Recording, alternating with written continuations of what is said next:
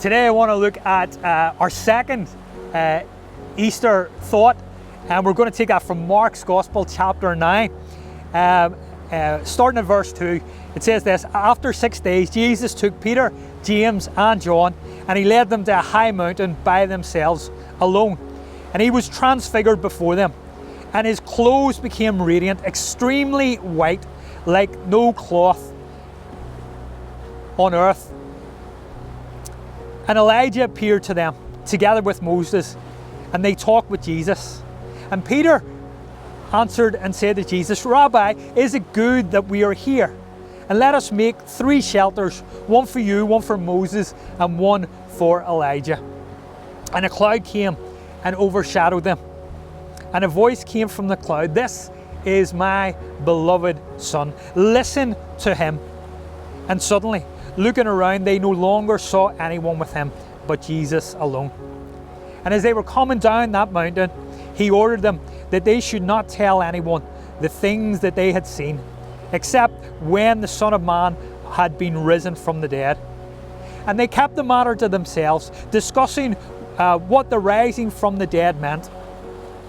And they asked him, saying, Why do the scribes say that Elijah must come first? And he said to them, Elijah indeed has come first and restored all things.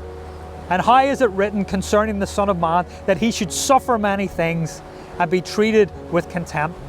But I tell you indeed, Elijah has come, and they did to him whatever they wanted, just as it is written about him. What are our motives? What are the motives of Christ?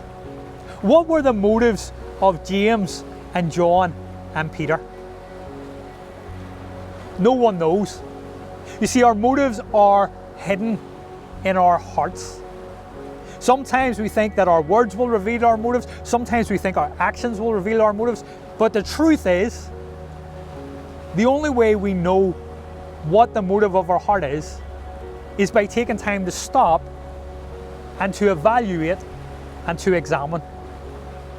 What I've noticed about myself, especially as I've got older, is how quickly I judge the motives of others by the actions of their hands or by the words of their mouth. And I've caught myself saying things, I know why she has done that, I know why he said that. And there is no grace. There is no area of forgiveness. There is no what were the background or circumstances. And on the other hand, I have to confess to you and say this, there are moments when I have been very free or very liberal in my own views of my motives. When I've said, well, I just did that, that's just the way I am. Jesus challenges his disciples to live out the motives of their heart, to live out their life in a world that is selfish, in a world that is dying, in a world that is convicted by sin.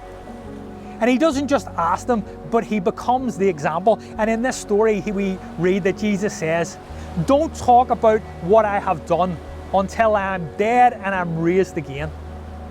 And then he's going to send them. Today, what are my motives in following Christ, and what are yours?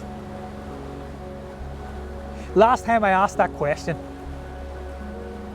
how am I denying myself? Am I denying myself? Or have I found that Easter fits in nicely to a life of comfort and convenience?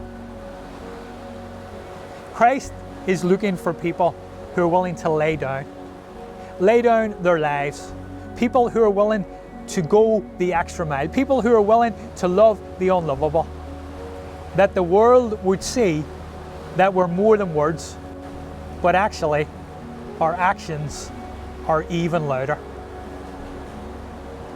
I pray that this Easter, God the Holy Spirit contends with you and with me as he leads us into a life of service to him and to those around us.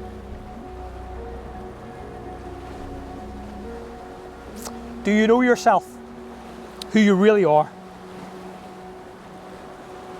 Are you contesting in the inner man to be more Christ-like and to love this world? I pray this Easter, transformation continues to happen. Have a great day.